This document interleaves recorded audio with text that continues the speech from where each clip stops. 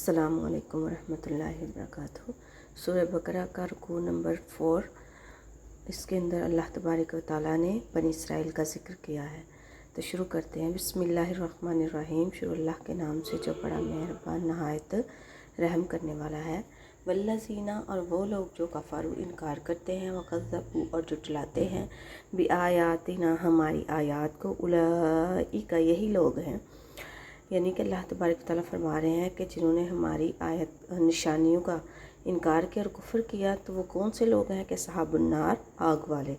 جہنم والے، ہم فیہا، وہ اس میں خالدون، ہمیشہ رہیں گے، یعنی کہ وہ اس میں ہمیشہ ہمیشہ رہیں گے، ان کو کوئی بھی اس طرح سے اس جہنم سے، اس بھڑکتی ہوئی آگ سے نکال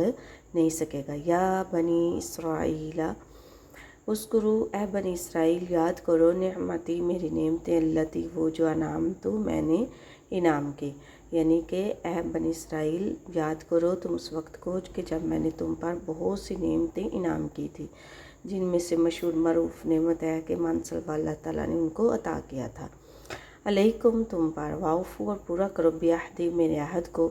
واوفی، اور میں پورا کروں گا، بیعہدکم، تمہارے ساتھ کیے وعدے کو۔ اللہ کون سا ان کو وعدہ یاد کروا رہے ہیں ادھر؟ وہ یہ کہ جب محمد صلی اللہ علیہ وسلم آ جائیں گے تو تم اپنی شریعت، اپنی کتاب بند کر کے محمد صلی اللہ علیہ وسلم کی پیروی کرو گے۔ تو پھر اللہ تبارک و تعالیٰ نے کون سا وعدہ کیا؟ بیعہدکم، تو میں پورا کروں گا جو میں نے تمہارے ساتھ وعدہ کیا، جنت کا وعدہ، کہ جب تم یہ کرو گے تو پھر میں تمہیں جنت دوں گا۔ وَإِيَّايَ، اور پس خاص مجھ سے، فَارْہَبُونَ، ڈرو، کہ تم اللہ سے ڈرو، تمہیں کسی اور سے ڈرنے کی ضرورت نہیں ہے۔ وَآمِنُوا، اور ایمان لاؤ،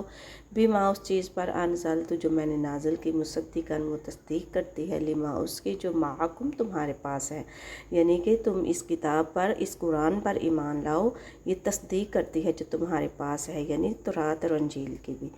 وَلَا تَكُونُوا، اور نہ تم ہو جاؤ، اول کافر، پہلے کفر کرنے والے، یعنی انکار کرنے والے، بھی، اس کتاب کا، یعنی قرآن مجید کا۔ ولا، اور نہ تفسدوا، تم فساد کرو،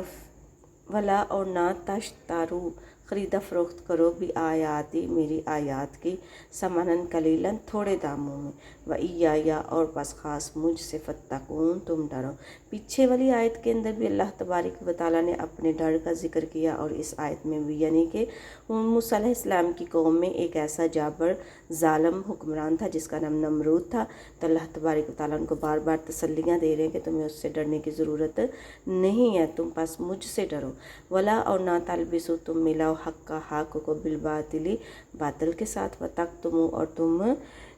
چھپاتے ہو، یعنی کہ تم حق بات کو جان بوجھ کر چھپاتے ہو، تم جاننے کے باوجود تم اس کو ظاہر نہیں کرتے، تمہیں پتہ ہے کہ جو تمہاری کتابیں تھیں وہ بھی اللہ کی طرف سے آئی اور یہ کتاب بھی اللہ کی طرف سے آئی ہے، تم اس کی تصدیق کرنے کی بجائے اس کو چھپا رہے ہو۔ وَأَنْتُمْ، ہو تم، تعلمون، جانتے، یعنی کہ تم یہ سب باتیں پہلے سے جانتے ہو، تمہیں اس بات کا علم ہے، پھر بھی تم اس کا انکار کر رہے ہو۔ وقیموا، اور قائم کرو، الصلاۃ، نماز، واتو، اور ادا کرو، زکوٰۃ، زکوٰۃ، یعنی نماز کو قائم کرو اور زکوٰۃ کو ادا کرو۔ اپنے مال کو پاک کرنے کا طریقہ نبی صلی اللہ علیہ وسلم نے فرمایا ہے کہ وہ زکوٰۃ ہے، زکوٰۃ سے تم اپنا مال پاک کرتے ہو۔ وارکعوا، اور رکوع کرو، رکوع کرنے والوں کے ساتھ، یعنی کہ تم باجماعت نماز کو ادا کرو۔ ادھر جو نماز کی پابندی کا حکم ہوا ہے وہ باجماعت نماز ادا کرنے سے ہے۔ تو جب امام رکوع مار رہا کے رکوع کرنے والوں کے ساتھ، کہ جب امام رکوع کرے تو تم رکوع کرو، جب امام سلام پھیرے تو تم سلام پھیرو۔ بنی اسرائیل کے لوگ جو تھے وہ نماز کی پابندی کا اہتمام نہیں کرتے تھے، وہ اکیلے اکیلے عبادت کرنے کو مستحب سمجھتے تھے، لیکن نبی صلی اللہ علیہ وسلم نے فرمایا کہ جب بندہ اکیلے نماز پڑھتا ہے تو اس کو ایک نماز کا ثواب ہے، اگر وہ جماعت کے ساتھ نماز پڑھتا ہے تو اس کو 27 نمازوں کا ثواب ہے۔ تو اب یہ ہمارے اختیار میں ہے کہ ہم کیا چاہتے ہیں، ہم ایک نماز کا ثواب لینا چاہتے ہیں یا کہ 27 نمازوں کا۔ تو مختصر خلاصہ کچھ یوں ہے اس کا کہ اللہ تبارک و تعالیٰ نے بنی اسرائیل کو جب نعمتوں کی یاد دہانی کروائی اور ساتھ ہی اس وعدے کی کہ جو عالم روا میں کیا گیا تھا، وعدہ الست اس سے مراد ہے کہ جب تمام روحوں کو پیدا کیا گیا تو وہاں پہ حکم ہوا کہ جس کی بھی شریعت کے اندر، جس کی بھی حکومت کے اندر محمد صلی اللہ علیہ وسلم آ جائیں گے تو اس نبی کا حق ہوگا کہ وہ اپنی کتاب، اپنی شریعت بند کر کے محمد صلی اللہ علیہ وسلم کی شریعت کو نافذ کرے گا اور اس کا پیروکار بن جائے گا۔ تو اللہ تبارک و تعالیٰ اس وعدے کی یاد دہانی کرا رہے ہیں، واوفی اور پورا کرو بیعہدکم، تم میرے ساتھ جو کیا ہے وعدہ، اور میں تمہارے ساتھ جو وعدہ کیا وہ پورا کر دوں گا، یعنی جنت کا وعدہ۔ تو اللہ تبارک و تعالیٰ فرما رہے ہیں کہ تم ایمان لے آؤ اس چیز پر جو میں نے نازل کی، یعنی قرآن مجید، قرآن پر تم ایمان لے آؤ، کیونکہ یہ تصدیق کرتی ہے، سچا کہتی ہے ان کتابوں کو بھی جو کہ تمہارے پاس ہیں، تورات اور انجیل۔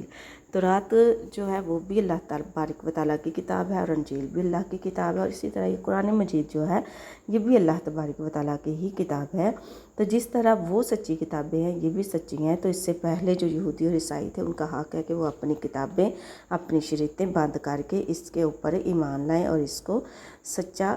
ثابت کریں، اور نبی صلی اللہ علیہ وسلم کو بھی اس چیز کا حکم ہوا کہ آپ ان کو دعوت دیں اس چیز کی۔ تو اللہ تبارک و تعالیٰ نے کہا کہ تم حق کو باطل کے ساتھ نہ ملاؤ، یعنی کہ جب حق آ جائے تو باطل پھر ٹک نہیں سکتا،